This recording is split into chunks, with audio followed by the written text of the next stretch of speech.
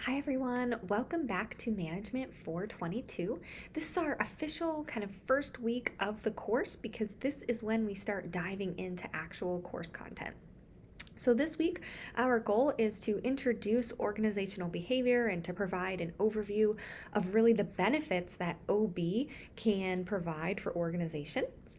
And then, our second objective is to give a kind of refresher on the scientific method and to describe how the scientific method is used to support OB researchers and to support the use of certain business practices within organizations.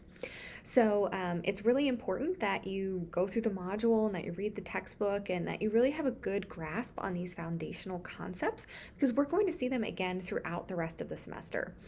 For instance, we are going to talk about correlations when we get to the scientific method, and this idea of correlations is going to follow us through each of the other content areas as we describe the correlation between certain concepts.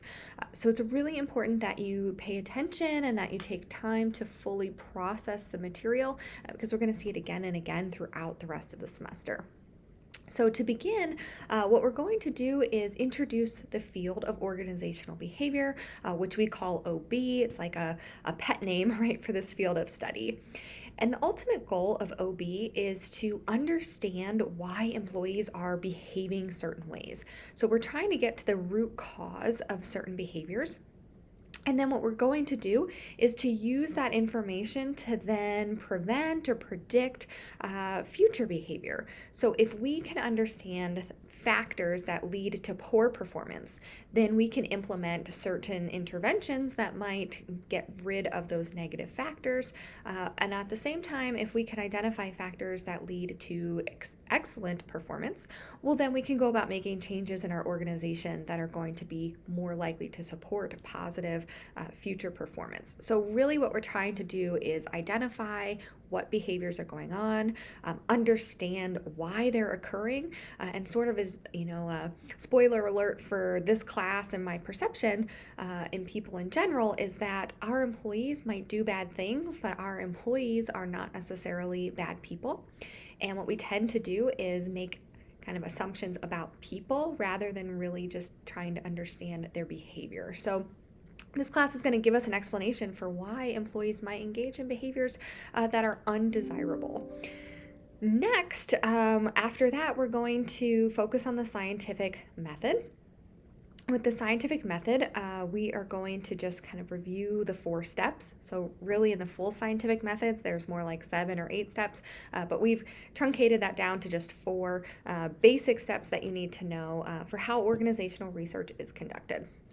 From there, we'll discuss how research can be used in conjunction with organizations to just make improvements.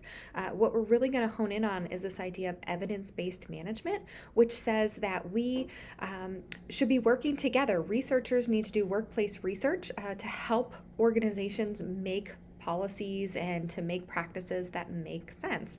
And at the same time, researchers need to collaborate with these practitioners so that they have an understanding of how the organization works. And sometimes what looks good on paper doesn't actually work in reality. So this idea of evidence-based management is really trying to fuse together the field of academia and research with organizations and practitioners in order to create some synergy and to make research-based recommendations that improve employee functioning and improve organizational efficiency. So this week, really you have 2 main objectives or 2 main deliverables once you finish going through the module, and that is you need to complete your first discussion assignment.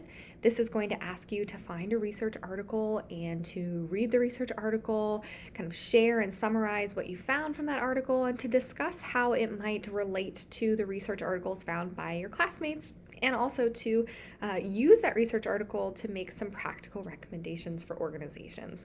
So this first assignment is helping you to hone your skills as a researcher and to better understand how to use evidence-based management when you leave WVU and enter into a management role. And then you also have a quiz that you need to complete, which is on Chapter 1 concepts. As a reminder, this quiz is only going to be focused on concepts that we discuss in the module or through the mini lecture. So there might be a few things that are talked about in the textbook, but if they're not in the module, we aren't going to be quizzed on those items. It is important, however, that you do have the textbook, and I don't want you to rely only on the modules all semester because the textbook provides additional explanations. Sometimes the textbook gives additional examples, and this can be really helpful as you enter into some more complex concepts and want some additional information surrounding them. And so it also provides case studies and up-to-date examples of things happening in the news and in organizations. So the textbook really is a good supplement to the online modules. So that's our goal for the week. If you have any questions at all, please don't hesitate to reach out to me. I'm really excited to start to see your assignments and get to watch you dig into this content a little more. But of course, if you have any questions or you're not sure how to get started or you don't even or you don't understand a certain concept, just reach out to me via email and we can set up a time to have a conversation via Zoom or through email. Maybe I can assist you. So best of luck to you in this first week. Hope you're productive, and I'm looking forward to watching you all learn. Have a great week ahead. Bye.